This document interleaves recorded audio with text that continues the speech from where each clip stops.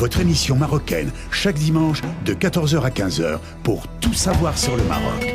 Actualité, culture, économie, société et animation festive. Avec Abdelatif, Arc-en-Ciel au cœur du Maroc. Bonjour à toutes et bonjour à tous et bienvenue dans l'émission Arc-en-Ciel sur Radio Pluriel.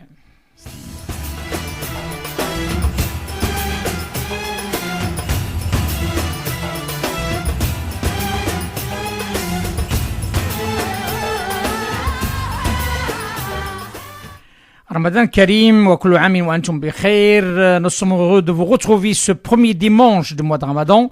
Un mois de Ramadan, alhamdoulilah, cette année ici en France, et surtout sur la région lyonnaise, se passe d'une manière formidable, pas trop de chaleur. Toute notre pensée à nos frères dans les régions où la chaleur est très, très élevée.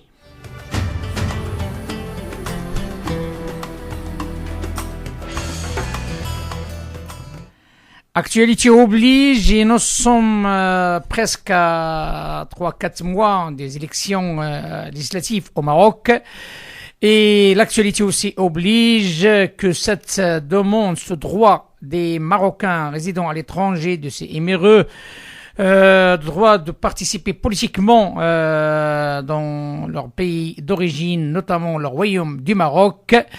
L'actualité oblige et ce jour nous allons en débattre avec des spécialistes côté marocain mais aussi côté bien entendu européen. Les choses bougent mais ils bougent d'une manière très lente.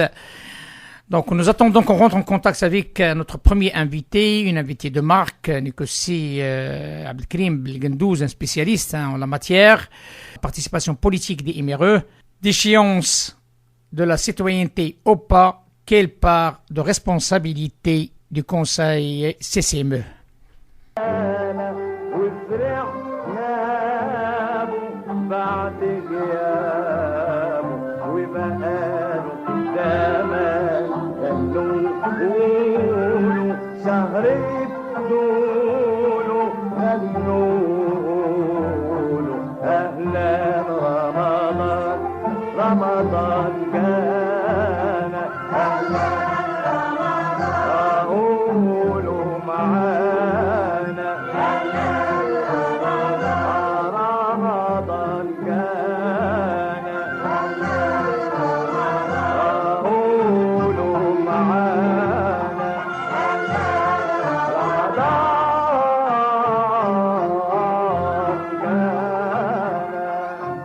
Sur cette belle chanson de Abdelmottalib Ramadan Ghana, nous sommes en direct, mesdames et messieurs, avec le professeur Abdelkarim Belgendouz. Bonjour professeur.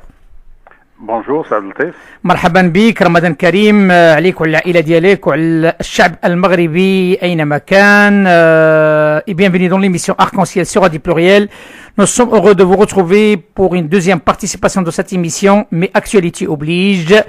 Nous sommes au port des vacances et nous sommes pas loin de l'opération Marhaba et peut-être on a même commencé et toujours la question des émireux est sur la table et vous êtes parmi les gens qui défendront encore davantage ce droit de ces émireux de participer politiquement au Maroc. Je vous laisse la parole. Voilà. Ramadan Moubarak à vous et à toutes les auditrices et aux auditeurs, à tous les musulmans et les musulmanes de France et d'ailleurs qui nous écoutent. Vous évoquez, c'est Abdelatif, l'opération Marhaba qui a démarré effectivement le 5 juin et qui va se terminer vers la mi-septembre. C'est une grande opération qui est bien menée, qui est bien organisée par la Fondation Mohammed V pour la solidarité, qui acquiert chaque année de plus en plus d'expérience et qui est au service des Marocains résidant à l'étranger pour leur accueil au sens large, pour rendre leur séjour agréable au Maroc et résoudre en même temps les problèmes auxquels ils peuvent faire face. Mais au même moment, on dit bien entendu cette année marhaba à nos Marocains résidant à l'étranger. Je souhaiterais ajouter également marhaba aux droits politiques des citoyens marocains à l'étranger. Eh bien, écoute, marhaban, c'est pourquoi on organise cette émission. Hein, donc, c'est une très très belle introduction de ces Belgendouze. Et c'est pour quand? C'est pour quand? Ben, les choses ont trop duré. Nous avons une échéance électorale qui est le 7 octobre 2016. Donc, c'est une grande opération électorale qui va connaître le renouvellement de la Chambre des représentants. Et normalement, on s'attendait, depuis plusieurs années maintenant, que les citoyens marocains à l'étranger puissent être présents à partir de cette date-là. Mais, alors, pour quelles raisons? D'abord parce qu'il y a eu beaucoup d'engagements solennels, beaucoup de discours de Sa Majesté le Roi sur ce plan-là, et notamment le discours royal du 6 novembre 2005. Il y a également la Constitution elle-même, l'article 17, la Constitution de 2011, qui reconnaît tous les droits de citoyenneté, des droits de vote et d'éligibilité à tous les Marocains, qu'ils soient de l'intérieur ou de l'extérieur. Voilà. Et par conséquent, on s'attendait à ce que pour les échéances prochaines, les choses soient prêtes. D'autant plus que par rapport aux élections de 2007, le gouvernement à l'époque avait appliqué ce que l'on appelait la méthode dite progressive, dite évolutive, c'est-à-dire qu'il ne voulait pas, pour des raisons matérielles, logistiques, disait-on à l'époque, appliquer les décisions très positives qu'avait prise Sa Majesté le Roi, consistant en la représentation des citoyens marocains à l'étranger à la Chambre des représentants, à travers des circonscriptions électorales législatives de l'étranger, et le gouvernement à l'époque, par le 16 juin 2006 exactement, avait dit, pour un certain nombre de raisons, on demande à reporter un petit peu dans le temps, c'est l'application de ces mesures, et c'est ce qu'on appelle, disons, la démarche dite progressive ou démarche dite évolutive. Alors, on s'attendait évidemment à ce qu'entre-temps, les obstacles ou les difficultés auxquelles on se serait heurté, ces difficultés auraient été aplanies entre-temps, et par conséquent, on passe directement à l'exécution des décisions. Or, en 2011, lorsqu'il y a eu la Constitution, il y a eu des élections anticipées. Les élections, elles devaient avoir lieu en 2012. Et à l'époque, le gouvernement avait dit que c'est des élections anticipées et donc on a encore des difficultés matérielles. Et puis maintenant, à l'occasion du dialogue, préélectoral entre les divers partis politiques marocains, qui sont plus d'une trentaine, et le ministère et le gouvernement de manière générale, et plus particulièrement le ministère de l'Intérieur et le ministère de la Justice, dernièrement, il y a eu une série de points qui ont été évoqués, notamment les listes électorales, le seuil électoral, la question des listes nationales des jeunes et des femmes, et puis on avait ajouté également, point important, la participation politique. Or, lorsque le débat a commencé et qu'un certain nombre de partis politiques ont exprimé ou ont réitéré leur demande de participation des citoyens marocains à l'étranger et de leur représentation au niveau du Parlement, le ministère de l'Intérieur, au nom du gouvernement, a voulu carrément bloquer la situation, enfin, le débat, il a voulu clore le débat en disant que la chose n'était pas à l'ordre du jour au niveau de l'effectivité. Pourquoi? Il avait avancé deux raisons. Première raison, c'est toujours les fameuses difficultés matérielles, logistiques, etc., alors qu'on en parlait depuis le temps. Et puis que, par ailleurs, nous avons des exemples au niveau de l'Algérie, au niveau de la Tunisie, au niveau de la France, l'Italie, etc., des pays qui arrivent à l'organiser. Et puis le deuxième argument qui a été évoqué, celui-là, non pas nouveau, mais le gouvernement, c'était quelque chose de nouveau, à savoir que les demandes qui étaient exprimées, à savoir la création de circonscriptions électorales législatives de l'étranger, ou bien la présence des Marocains résidant à l'étranger et leur élection dans le cadre de liste nationale, n'étaient pas constitutionnelles, ne contredisaient l'article 17 de la Constitution. Là, c'était quelque chose de nouveau et en même temps de très grave. Bien sûr. Parce que d'une part, le gouvernement se présentait en même temps juge et partie. Or, c'est pas lui la Cour constitutionnelle. Et puis, deuxièmement, ça jette une ombre sur l'image, sur la crédibilité que l'on a au niveau de la Constitution, parce que tout le monde avait participé, y compris les citoyens marocains à l'étranger. Ils avaient participé massivement et de manière volontaire, de manière efficace. Et maintenant, on leur dit pratiquement, vous savez, la Constitution pour laquelle vous avez voté, elle ne vous donne pas droit. C'est quelque chose d'extraordinaire, cet aspect. On est en train de donner une lecture antidémocratique de la Constitution. Et c'est sur cette base-là que le gouvernement a préparé la loi organique concernant la Chambre des représentants, qui détermine évidemment le nombre de sièges, évidemment également le code électoral. Cette loi, elle est passée le 15 avril 2016, mais évidemment, il n'y a rien de prévu au niveau des citoyens marocains à l'étranger. On leur dit toujours d'attendre, que ceux qui veulent voter, ils doivent venir au Maroc, ou bien ils doivent le faire par la procuration, qui n'avait pas d'ailleurs été efficace et que tout le monde avait rejeté en 2011. Justement, voilà le constat amer que nous faisons maintenant.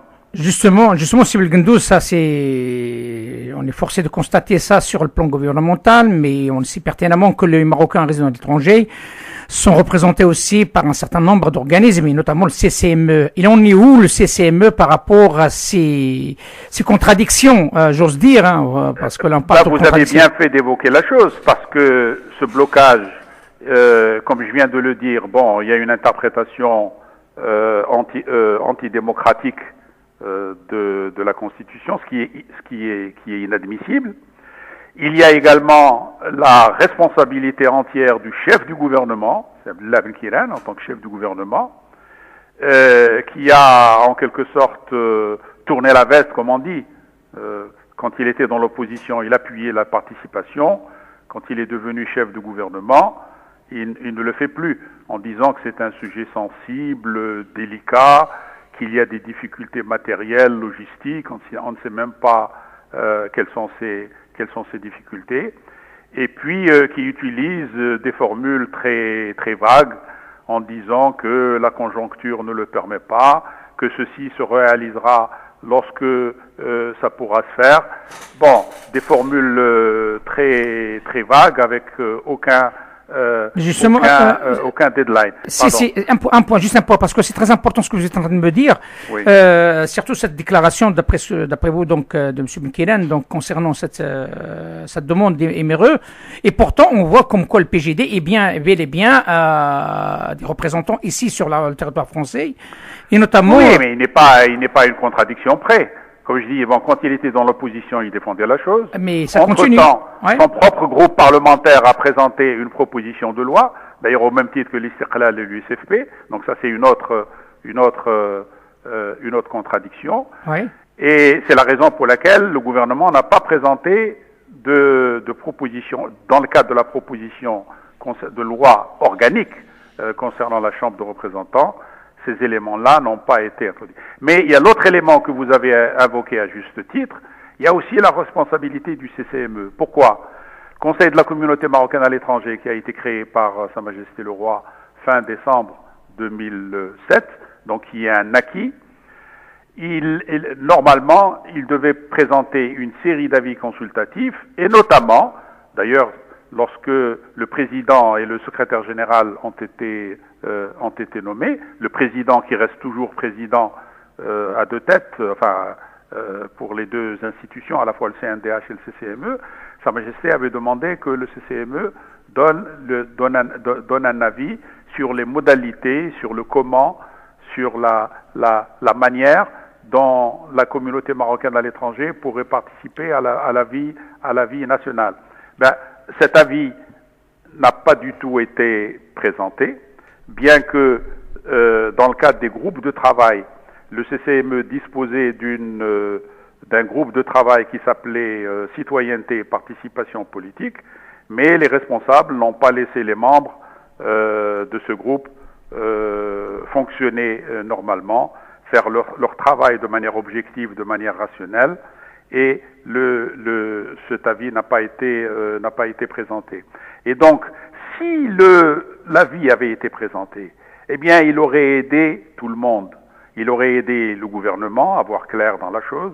Il aurait aidé également les parlementaires dans la proposition de loi. On aurait su qu'est-ce qu'il faut faire, qu'est-ce qu'il ne faut pas faire, etc. Or, ils n'ont rien fait de cela. Par contre, et c'est ça l'élément plus important encore que le premier, le CCME n'a pas tenu ses engagements, c'est-à-dire n'a pas fait le travail auquel le DAIR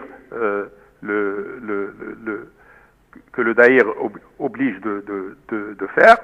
Mais par contre, ça fait maintenant depuis 9 ans, ils ont utilisé ces 9 années essentiellement, à faire un travail de sape, un travail d'obstruction systématique, un travail contre la pleine citoyenneté, et pour essayer de peaufiner et en même temps toujours de trouver des arguments contre cette participation, pour déconsidérer, pour dévaloriser cette participation en disant qu'il n'y a pas de demande démocratique, que les pays d'accueil refusent cet aspect-là, que ce n'est même pas dans l'intérêt du Maroc, etc., etc.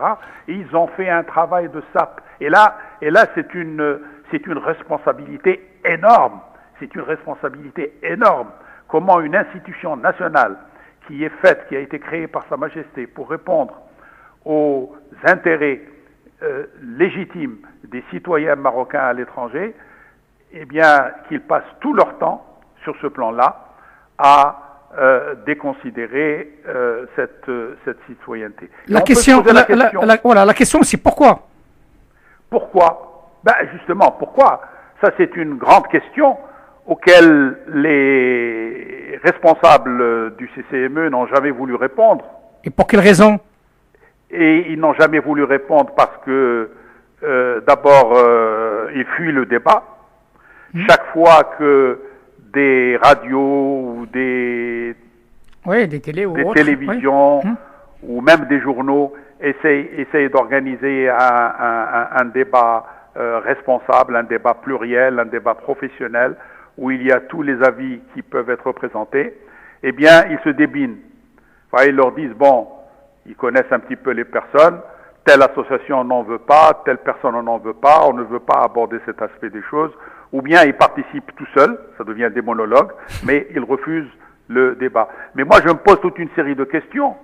Oui. Est-ce que cette attitude qu'ils ont, est-ce que c'est leur propre attitude, ou bien est-ce que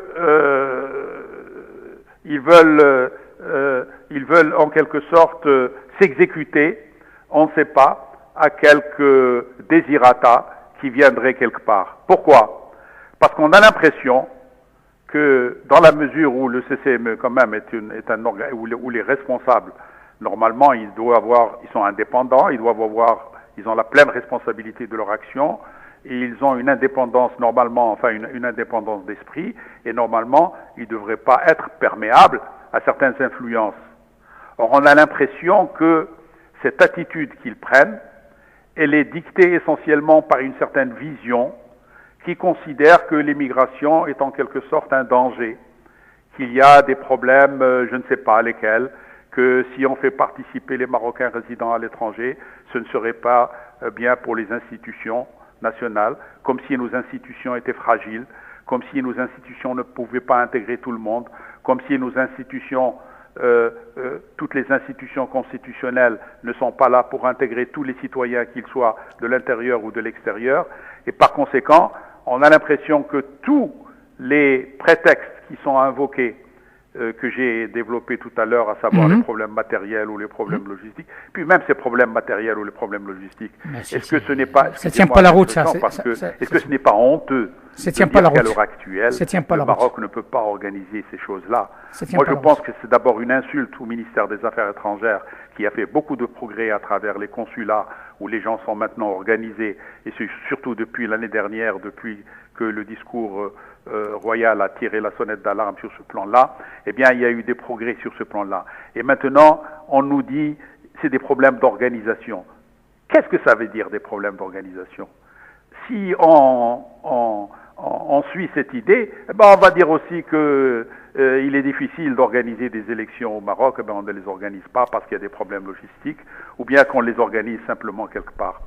Justement, ça, le CCME, il a une responsabilité énorme. Et puis, ils ont tout fait, parce qu'ils ont contacté les partis, ils ont contacté un certain nombre de groupements parlementaires pour faire en sorte qu'ils ne présentent pas de propositions de loi. Les trois propositions de loi ont été présentées. Ils les ont attaquées en disant que c'était de la surenchère, que c'était pas de l'intérêt ni du Maroc, ni de la communauté marocaine à l'étranger. Monsieur Belgendouz, ce que vous êtes en train de me dire maintenant, il faut bien préciser, c'est très grave.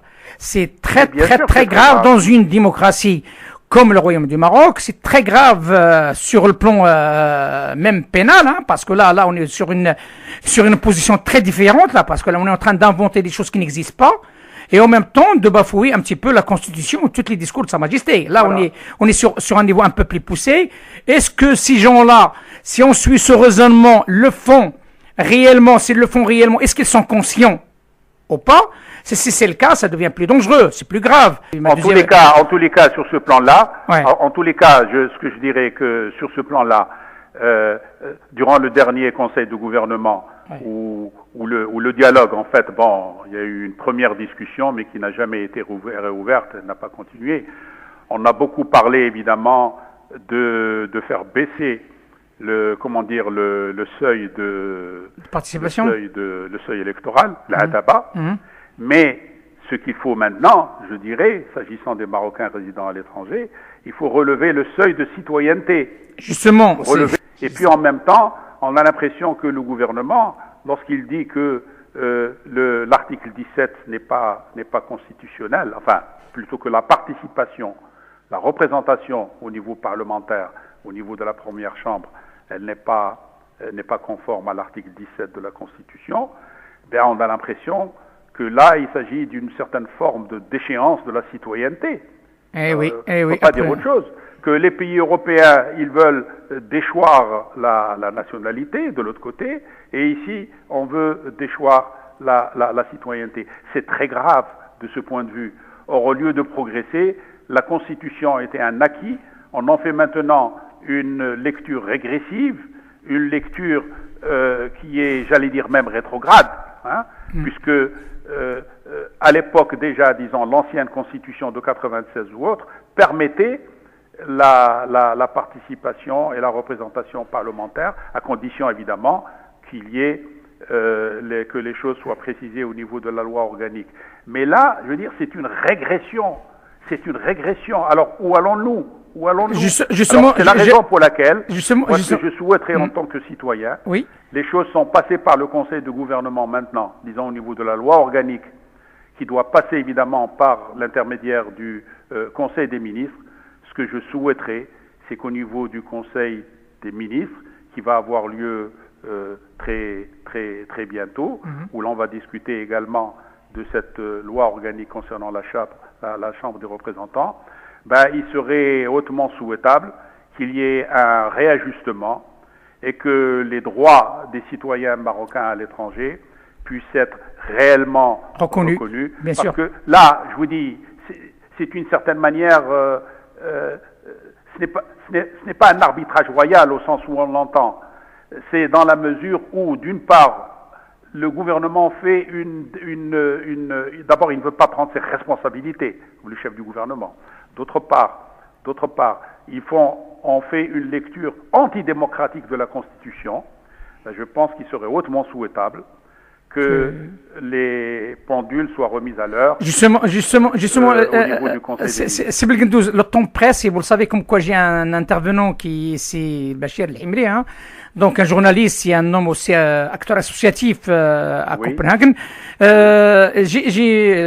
Récemment, hein, on a pu constater, comme tout le monde, à travers les médias, il y a une délégation d'acteurs, des acteurs associatifs, mais aussi des membres des partis politiques au Maroc. Ils ont fait le déplacement au CCME. Que ça représente pour vous cette démarche? Eh bien, tout ce qui contribue, disons, au débat, à la sensibilisation, à la recherche de solutions, c'est une bonne chose. Et là, vous savez, depuis le temps, il y a eu des centaines et des centaines de délégations, etc. Mais là, effectivement, le temps presse et la société civile MRE se rend compte qu'il est temps d'agir pour attirer, disons, l'attention au niveau de l'opinion. Oui. Il y a des profils intéressants et respectables, donc il y a aucun problème avec les... Je ne porte pas un jugement de valeur ni sur les personnes, ni sur leur profil ou ce qu'ils font, mais simplement, je ferai quelques petites observations très générales. Oui. Voilà. Premièrement, disons, cette délégation, elle a été précédée en fait du lancement d'une pétition qui était adressée à des ONG, donc au niveau des pays, des ONG marocains au niveau des pays d'immigration, et qui avait deux objectifs.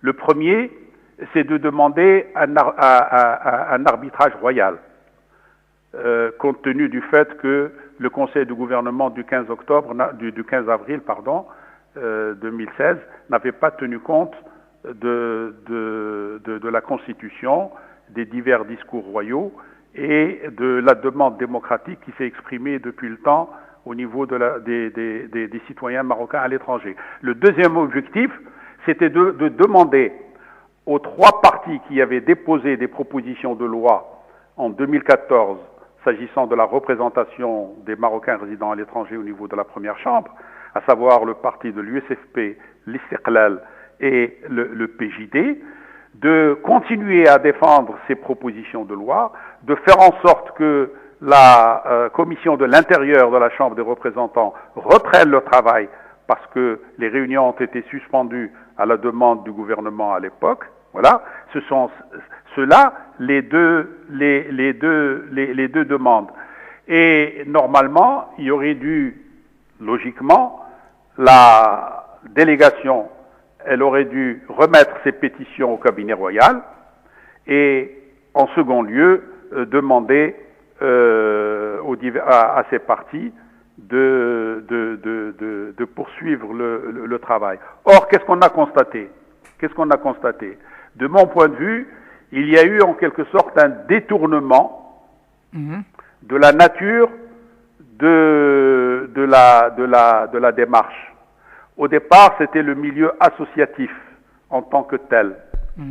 Mais par la suite, lorsqu'on a formé la délégation, certes, la plupart, ou tous, pratiquement tous, sont également des acteurs associatifs, mais la délégation a été faite essentiellement et uniquement sur la base partisane. C'est-à-dire, dans la délégation où il y a 11 personnes, on a pris des gens qui sont de l'USFP, du PJD, du PPS, du PAM, du mouvement populaire de l'Istiqlal. Évidemment, ces militants ont tout à fait le droit de faire partie de la délégation, mais la délégation ne devrait pas être partisane à 100%, pas avoir le monopole. Pourquoi? C'était pas simplement pour respecter, pour être fidèle aux signataires, parce que les ONG elles-mêmes, même si elles ne sont pas partisanes, elles sont également en faveur de la participation politique, et c'est la raison pour laquelle d'ailleurs ils ont signé. Ouais. Mais ce que l'on a constaté donc, il n'y a eu finalement que des partis politiques qui ont été désignés au niveau de cette délégation. Alors, ce n'est pas simplement une remarque de forme. Pourquoi? Parce que une délégation partisane, elle a des contraintes elle-même. D'ailleurs, même sur ce plan-là, qu'est-ce que ça veut dire une délégation qui est formée par des responsables de partis politiques qui viennent discuter avec l'ensemble des partis politiques à l'intérieur du Maroc. Monsieur Belgendouz, oui. s'il vous plaît, est-ce qu'il y avait une discussion avec l'ensemble des partis politiques au Maroc de cette délégation? Non, à ma connaissance, les discussions ont eu lieu avec le mouvement populaire, avec l'USFP bien entendu, avec le premier secrétaire même, c'était important. Le PPS, c'était avec le chef du groupe parlementaire. Avec le mouvement populaire, un responsable du parti, avec le PAM également. Mais je pense et les autres? Les autres, à ma connaissance, non. À ma connaissance, non. Sauf si, parce que l'ensemble de la délégation est resté du 2 au 3, mais une autre personne est restée le 4, le 5, voire même le 6. Peut-être qu'à un certain moment, il y a eu des petits contacts par-ci, par-là, mais ça ne remplace pas, évidemment, les contacts globaux avec la... Alors, pourquoi je fais cette remarque? C'est pas simplement un problème de forme. C'est parce que lorsque vous êtes au niveau de la société civile, vous défendez normalement, vous êtes d'abord plus libre dans votre expression, alors que lorsque vous êtes dans une délégation purement partisane, eh bien, par exemple, lorsque vous êtes en face de votre propre parti, eh bien, surtout en présence des autres, eh bien, vous arrondissez les angles, certaines critiques, vous les abordez pas, etc. Sur ce sujet-là, donc, on lance un appel. Oui. Parce que, voilà, en fait, la nature de la demande n'est pas la même. Bien entendu. À mon sens, au niveau de la société civile, les gens voient assez large. Ça ne veut pas dire qu'ils voient démesuré, ça ne veut pas dire qu'ils ont une position maximaliste, mais ils voient le droit de vote, d'abord, c'est un élément très important. Bien sûr. Et ils voient également les circonscriptions électorales à l'étranger, comme ils voient aussi également peut-être la possibilité qu'il y ait une liste nationale spécifique au niveau des Marocains résidant à l'étranger. Or, la délégation, lorsqu'elle est venue, elle n'a fait le plaidoyer uniquement et exclusivement pour la liste. Or, la liste, comment ça se passe, la liste nationale, au même titre que celle des jeunes et des femmes? Le vote se passe à l'échelle nationale, ne votent que ceux qui sont à l'intérieur du Maroc, ou bien ils votent par procuration, et donc, certes, vous réalisez peut-être l'élection sous une certaine forme au niveau de Marocains résidant à l'étranger, mais vous ne faites pas participer les Marocains résidant à l'étranger au niveau du vote direct dans les consulats, et vous ne créez. Cet élément est très important. Pas de vote, par exemple, l'effectivité du droit de vote, c'est pas de la surenchère.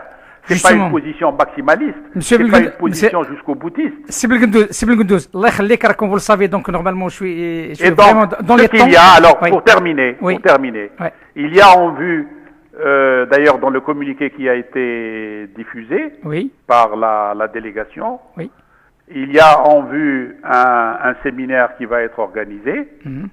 Alors, personnellement, ce que je souhaite, c'est que ce ne soit pas dans la continuité logique et organisationnelle l'avant. C'est-à-dire, c'est pas simplement par le même groupe qui va l'organiser en relation avec quelques groupes parlementaires, mais ça devrait être un véritable débat national, pris en charge et sous la responsabilité directe du Parlement dans ces deux chambres, auquel participent les divers groupes parlementaires des deux chambres, les partis politiques également qui sont également non représentés au Parlement, les syndicats et évidemment les ministères concernés, les institutions nationales concernées, la société civile MRE de manière ouverte, de manière plurielle, de manière démocratique, et la société civile à l'intérieur du Maroc. Ça me semble un élément important parce que ce dialogue, il doit être ouvert et on ne doit pas l'utiliser simplement pour faire passer la solution qui est en vue maintenant, celle uniquement de la liste. Elle est importante, mais elle est très insuffisante parce qu'elle ne règle pas le fond du problème. Merci, Sibel Gendouz. Donc, on va rentrer en contact après vous avec Silbachir El-Himri. Sachez-le qu'on lance un appel à un membre de la délégation qui a participé à cette rencontre avec le CCME et avec un certain nombre de partis politiques au Maroc, s'ils le souhaitent, pour s'exprimer par rapport à leurs actions et dans quel cadre ils l'ont l'entreprise. Et on vous dit à très bientôt, Sibel Gendouz. J'ai un tout petit souhait, qui s'adresse non pas à vous peut-être, mais peut-être, bon, c'est autant que possible pour ce genre de débat, c'est ce que vous faites, parce que vous donnez la parole aux uns et aux autres, des avis contradictoires, mais qu'on souhaiterait peut-être qu'au même moment qu'il y ait la présence au bout du fil et qu'il y ait que les débats puissent se faire et pas simplement. On a essayé à maintes reprises et l'appel est lancé à plusieurs fois, qu'on soit clair, et les choses ont été dites à maintes reprises. Hein. L'appel est lancé au CCME, est lancé à M. Boussouf en personne d'intervenir sur nos chaînes. Nous attendons toujours sa réaction. Peut-être ça va venir d'ici peu, mais à ce jour, aucun retour, ni du CCME, ni du ministère des MRE. Modestement, je suis prêt au débat. Mais en tout cas, je vous le dis, et je pèse mes mots, ni du CCME, ni des MRE, ils n'ont plus du consulat. Qu'on soit clair.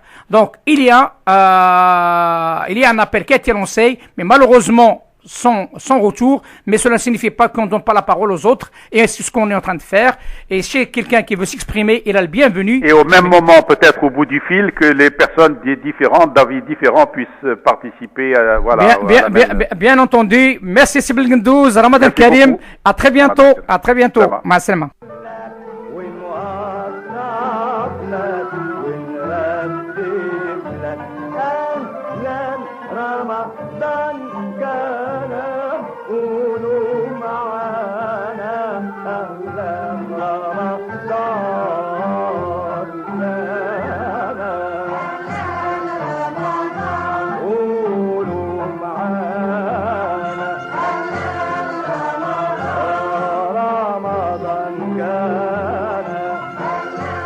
De retour au studio de Rabat à Copenhague et nous sommes en direct avec le militant, journaliste et président d'association, acteur associatif de renom, Sil Bachir Al-Himri, Sharon Karim ورمضان كريم للمغاربة بالمناطق الشمالية لأوروبا. مرحبا. مرحبا، رمضان كريم لكل المستمعين والمستمعات. سعيد جدا للمشاركة معكم في هذا البرنامج لإبراز وجهة نظري في قضية أساسية ألا وهي مسألة المشاركة السياسية. بالطبع سي البشير الحمري لقطعنا مع السي بالقندوز اللي عطى وجهة الرأي ديالو كأنه كمحفد فد الموضوع، موضوع الهجرة وكذلك موضوع لا بارتيسيباسيون بوليتيك دي إيميغو au Maroc.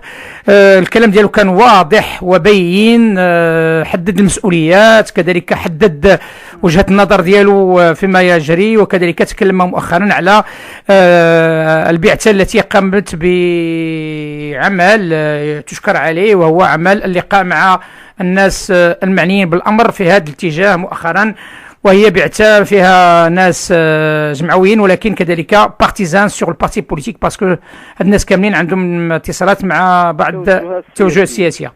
السؤال المطروح سي البشير، كيف ترى، عندنا تقريبا 21 دقيقة الله يخليك باش نديروا تحديد الوقت، كيف ترى هذا الحق اللي هو حق مضمون من طرف الدستور ولكن غير مفعل به، كيف تراه أنت كفاعل جمعوي وكذلك كرجل إعلام؟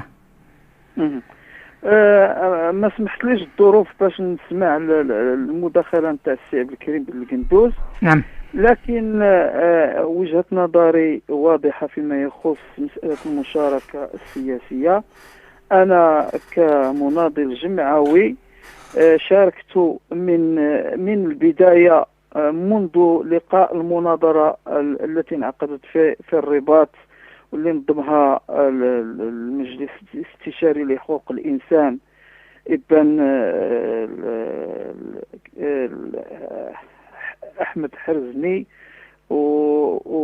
والمرحوم بن زكري. أعتقد بأن الجدل فيما يخص المشاركة السياسية لا زال قائما، لم يحسمه مجلس الجالية وهي المؤسسة المعنية برفع الرأي الاستشاري لجلالة الملك. تعطل النقاش في لجنة المشاركة السياسية واجتمعت فقط مرتين أو ثلاثة، قدم مقررها استقالته وانسحابه من المجلس أنا أقصد عبدو المنبهي، الأسباب التي دفعته لتقديم استقالته وضحها في رسالة وجهها لجلالة الملك. إذن هناك كانت عرقلة واضحة لأشغال هذه اللجنة، وهذا السبب الرئيسي هو اللي دفعوه باش يقدم استقالته وينسحب نهائيا من مجلس الجالية، وهو كان مقرر لجنة المشاركة السياسية. هذا العرقلة من طرف من السي البشير. هو حددها. نعم. فبالتالي كان يرى بأن رئيس مجلس الجالية لا يريد فعلا الوصول بقرارات من هذه اللجنة ورأي استشاري يبنى عليه بالتالي في مسألة المشاركة السياسية، لأن كانت هذه هي اللجنة المخول لها لرفع تقرير يبنى عليه الرأي الاستشاري لجلالة الملك. مواقف رئيس المجلس ولا أمين المجلس في فترة كانت تعارض المشاركة السياسية وكانوا واضحين. اليوم أصبح الخطاب متذبذب غير واضح من خلال مقالات نقرأها من حين لآخر في جرائد وطنية. فبالتالي هذا الرأي الاستشاري اللي يمكن يبنى عليه مسألة المشاركة السياسية لا زال في خبر كان. إذن الحكومة تتحمل جزء من المسؤولية لما آلت إليه مسألة المشاركة السياسية. دور الحكومة هو تفعيل الفصل 17 من الدستور. إذن لا الأحزاب السياسية اللي موجودة في المعارضة ولا الحكومة اللي هي مسؤولة على تفعيل وتنزيل الفصل 17 لم تتحمل مسؤوليتها. إذن هناك المسؤولية المشتركة ما بين المجلس الجالية الذي لم يرفع الرأي الاستشاري لجلالة الملك والحكومة التي لم تتحمل مسؤوليتها في تفعيل وتنزيل الفصل 17. هنا يبقى حتى أحزاب المعارضة التي تقدمت بمشاريع فيما يخص مجلس الجالية وفيما يخص التمثيلية في الغرفة الأولى، وأقصد بها حزب الاستقلال، الاتحاد الاشتراكي، حزب العدالة والتنمية، لم تستمر في مناقشة المشاريع التي طرحت لا في اللجنة الداخلية ولا في اللجنة الخارجية في مجلس النواب. إذن هناك عرقلة لهذه المشاركة السياسية. لا يمكن أن يستمر الوضع على ما هو عليه. مغاربة العالم يشكلون 10% من ساكنة المغرب، حوالي 5 مليون، يعتمد يشكلون رقم مهم في المعادلة الاقتصادية، يساهمون في التنمية تاع البلاد، ولكن يجب أن يكون لهم حق في التمثيلية ليس فقط في الغرفة الأولى ولكن في كل المؤسسات التي وردت في الدستور المغربي. نحن جزء من الشعب المغربي، ما يهم باقي الشعب المغربي يهمنا كذلك. فبالتالي لن نقبل بمشاركة عن طريق الوكالة والتي طرحها مرة أخرى وزير الجالية. فبالتالي نعتقد بأن ما يتعرض له مغاربة العالم من إقصاء فيما يخص حق مشروع ضمنه الدستور بالفصل 17 لا يمكن أن نقبله. أعتقد أن مغاربة العالم بالمبادرة الأخيرة التي قام بها فعاليات جمعوية ذات انتماء سياسي كانت ضرورية في هذه المرحلة قبل أن يناقش القانون المتعلق بالانتخابات في القريب العاجل في إطار المجلس الحكومي. من خلال هذا المنبر نوجه نداء إلى جميع الفعاليات الجمعوية الناشطة في الخارج لكي تكثف جهودها من أجل وحدة الصف للمطالبة بحق مشروع، لأننا جزء من الشعب المغربي لا يمكن أن نقبل بإقصاء وتهميش. نحن نريد فقط تفعيل بند من بنود الدستور الذي نعم سي البشير، هل العلم بأن بلدنا الثاني تونس قد حقق هذا المبتغى للجالية التونسية الموجودة بالمهجر؟ ليس فقط تونس، الجزائر كذلك. نعم، العراق، ليبيا. ليبيا وتونس تعيش أوضاع أمنية خطيرة. نعم. ومع ذلك أعطوا حق للجاليات ديالهم باش يصوتوا وباش يكونوا ممثلين في مجلس النواب. حنايا ما باغيينش غير، حنا باغيين مجلس نكون ممثلين في مجلس الحكامة، المجلس الاقتصادي والاجتماعي، المجلس الوطني لحقوق الإنسان، المجلس الشباب والمستقبل. حنا ك5 مليون معنيون بكل هذه المؤسسات وخصنا نكونوا ممثلين فيها، لأننا كنلعبوا دور أساسي في التنمية نتاع المغرب. بعد المليار دولار كعملة صعبة يدرها مغاربة العالم البلاد ديالهم. بالإضافة لهذا هناك العديد قاموا باستثمارات داخل بلادهم لمحاولة إلى حد ما التخفيف من أزمة البطالة اللي كتعيشها البلاد. وهذا أخي، هذا شيء راه تشرف جميع الجالية، وهناك أعمال أخرى تقوم بها الجالية هنا بالمهجر من أجل الرفع من صورة المغرب، لا من ناحية الاقتصاد ولا من ناحية القضية الوطنية. وحنا تنعلموا مؤخرا تضحيات اللي قامت بها الجالية للوقوف أمام الهجمة الشرسة على الوحدة الوطنية من طرف الأعداء، وكذلك هذه أمور. ولكن هل يعقل في هذا الوقت الحالي، هل يعقل مجلس اللي تيمثل الجالية ما ياخذش بيدهم وما يقربش عندهم وما يجيش عندهم هنايا؟ لأن الفكرة المحبذة وأن ليس هناك نقاش وأمرهم شورى، ليست هناك شورى. أنا أقولها للعلن. أنا جلست مسؤولا بالمجلس وقلنا له صراحة نحن مع مبادرة للمصالحة مع الجالية من خلال ندوة وطنية. يجب أن نطوي هذه الصفحة نتاع الصراع، لا نشارك ما نشاركش، إلا ما عندكمش الحق تشاركوا. يجب أن تشاركوا في بلدان الإقامة. نعم، احنا ندافع على حقوقنا من خلال المشاركة السياسية في بلدان الإقامة. نعم، ولكن من حقنا أننا نطالبوا بالمواطنة الكاملة في بلادنا، ويكون عندنا وجهة نظر في تدبير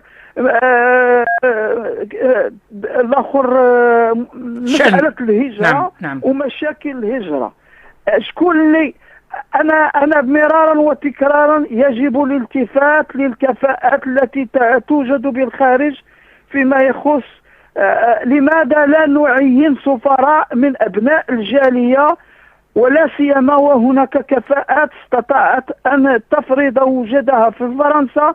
هناك 3 وزيرات في هولندا، هناك عمدة روتردام وكان سابقا وزيرا للحكومة. نعم سي البشير. وهذه القضية ماشي غير سفراء، قناصلة كذلك اللي عندهم علاقة مع الجالية عن قرب. هذه الإشكالية أخي هي إشكالية حالية، ورغم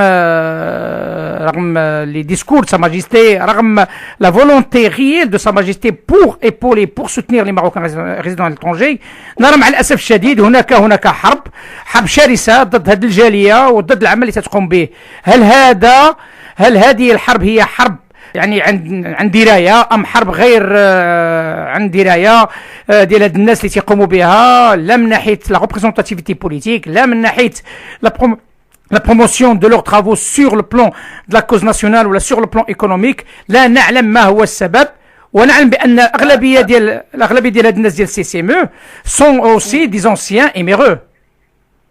الخطير في الامر هو الجهات التي تعارض مسألة المشاركة السياسية لمغاربة العالم تمتلك المال الوفير، ومن خلال هذا المال تجند أشخاص لضرب الفعاليات الجادة لتشويه سمعة المناضلين الشرفاء الذين فقط يدافعون عن حق دستوري.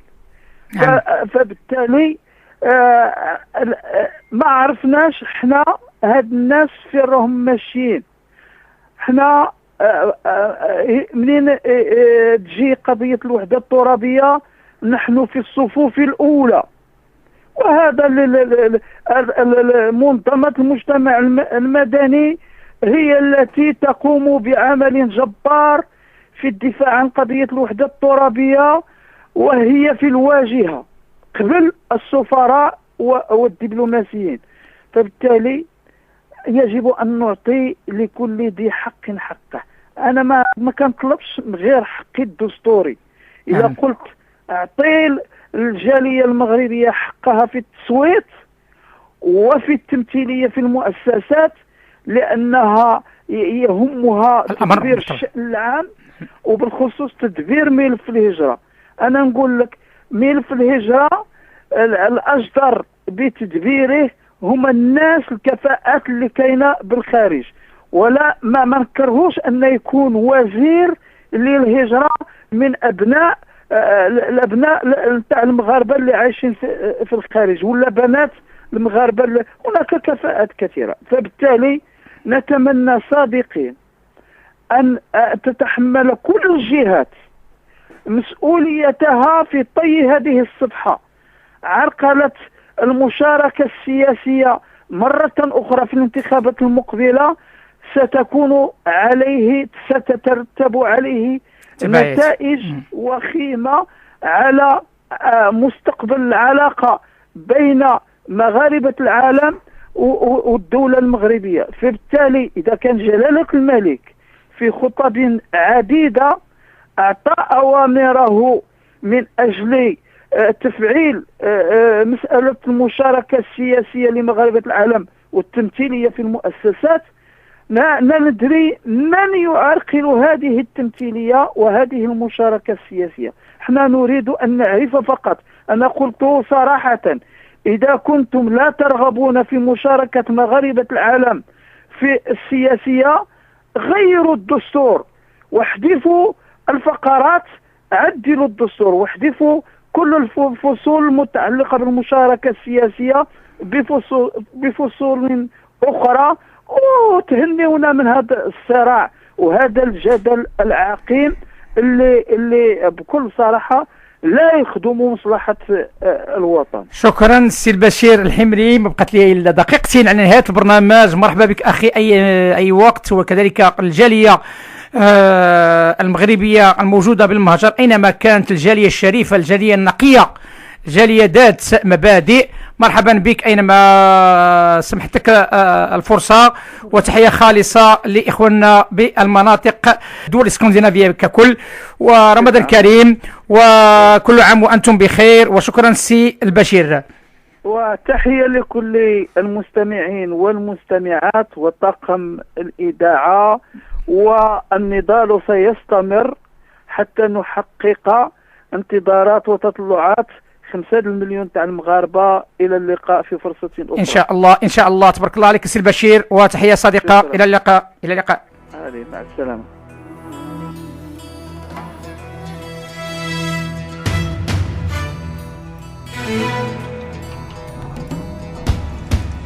Mesdames et messieurs, il nous reste 2 minutes, donc un deuxième appel. On le lance à toute personne concernée par rapport à tout ce qui a été dit dans cette émission et dans les autres émissions.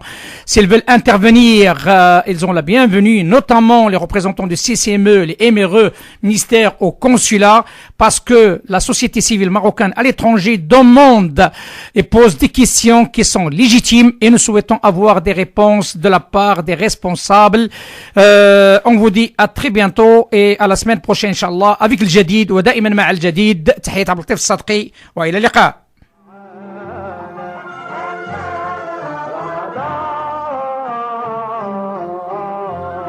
Tout savoir sur le Maroc. Actualité, culture, économie, société et animation festive. Avec Abdelatif, Arc-en-Ciel au cœur du Maroc.